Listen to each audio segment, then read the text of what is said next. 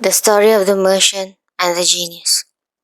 Sire, there was once upon a time a merchant who possessed great wealth in land and merchandise, as well as in ready money. He was obliged from time to time to take journeys to arrange his affairs. One day, having to go a long way from home, he mounted his horse, taking with him a small wallet in which he had put a few biscuits and dates, because he had to pass through the desert where no food was to be got. He arrived without any mishap, and having finished his business, set out on his return. On the fourth day of his journey, the heat of the sun being very great, he turned out of his road to rest under some trees. He found at the foot of a large walnut tree a fountain of clear and running water.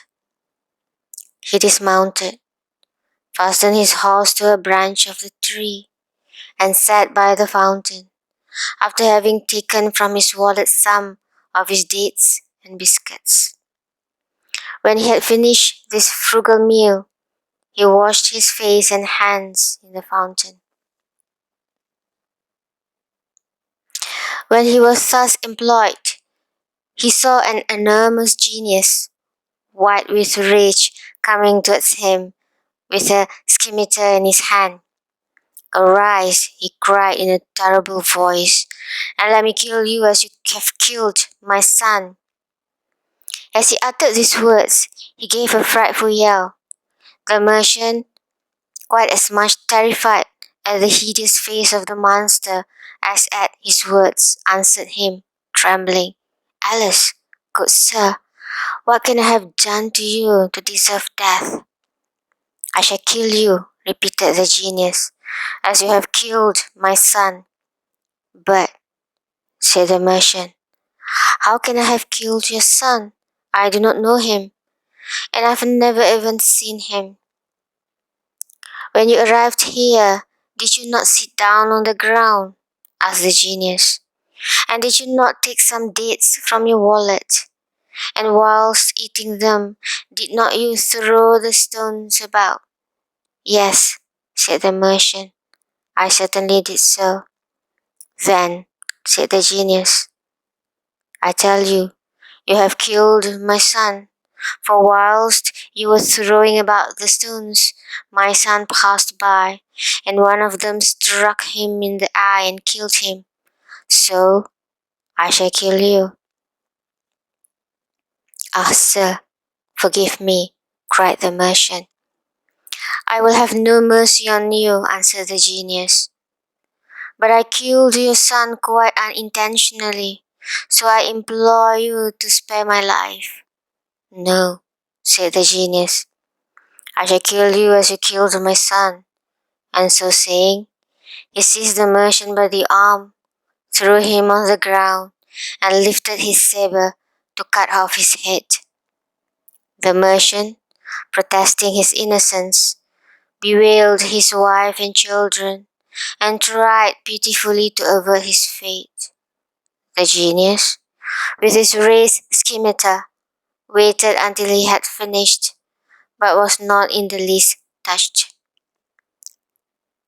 Scheherazade at this point, seeing that it was day and knowing that the Sultan always rose very early to attend the council, stopped speaking.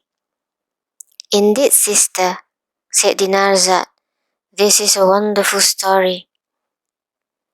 "The rest is still more wonderful," replied Scheherazade, "and you would say so if the Sultan would allow me to live another day, and would give me leave to tell it to you the next day, the next night." Shahryar, who had been listening to Scheherazade with pleasure, said to himself, "I will wait till tomorrow. I can always have her killed when I have heard the end of the story." All this time, the Grand Vizier was in a terrible state of anxiety, but he was much delighted when he saw the Sultan enter the council chamber without giving the terrible command that he was expecting. The next morning, before the day broke, Dinarzad said to her sister, "Dear sister, if you are awake, I pray you to go on with your story." The Sultan did not wait for Scheherazade to ask his leave. "Finish," said he, "the story of the genius and the merchant. I am curious to hear the end." So Scheherazade went on with the story. This happened every morning. The Sultana told a story, and the Sultan let her live to finish it. When the merchant saw the genius was determined to cut off his head, he said, "One word more, I entreat you. Grant me a little delay, just a short time to go home and bid my wife and children farewell, and to meet my will. When I have done this, I will come back here, and you shall kill me." But the genius said, "If I grant you the delay you ask, I am afraid that you will not come back." "I give you my word of honor," answered the merchant, "that I will come back without fail." "How long do you require?" asked the genius. "I ask you for a year's grace," replied the merchant. "I promise you that tomorrow, 12th month, I shall be waiting under these trees to give myself up to you."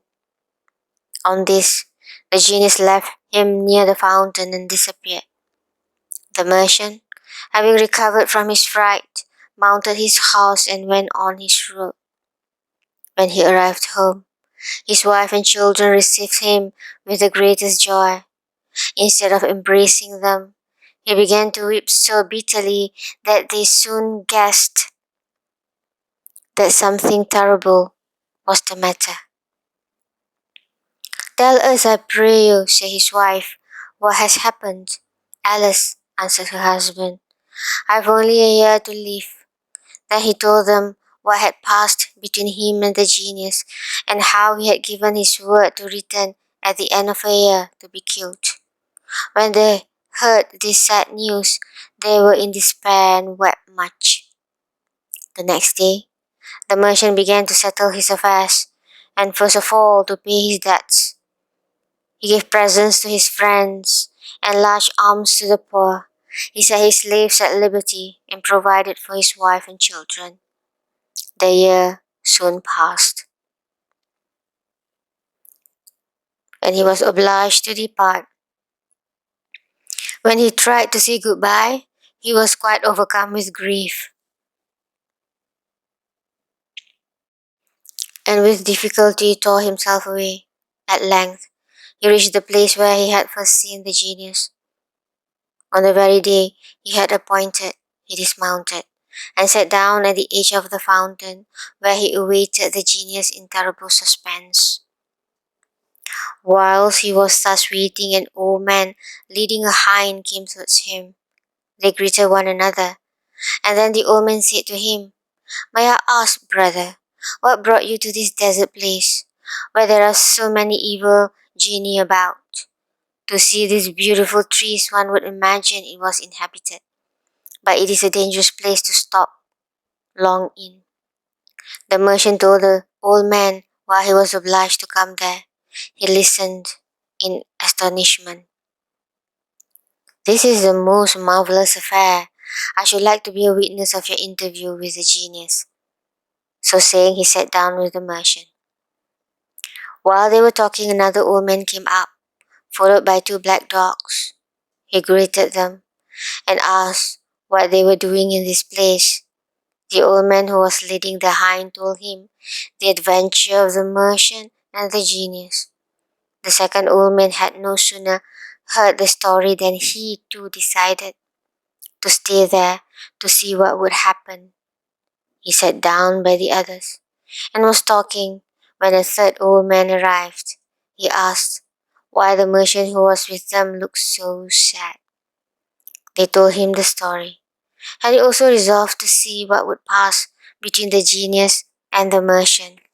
So he waited with the rest. They soon saw in the distance a thick smoke like a cloud of dust. The smoke came nearer and nearer, and then, all at once, it vanished, and they saw the genius, who, without speaking to them, approached the merchant, sword in hand, and taking him by the arm, said, "Get up, and let me kill you as you killed my son." The merchant and the three old men began to weep and groan. Then the old man, leading the hind, threw himself at the monster's feet and said, "O Prince of the Genii, I beg of you to stay your fury and to listen to me. I am going to tell you my story and that of the hind I have with me. And if you find it more marvelous than that of the merchant whom you are about to kill, I hope you will do away with a third part of his punishment." The genius considered some time, and then he said, "Very well, I agree to this."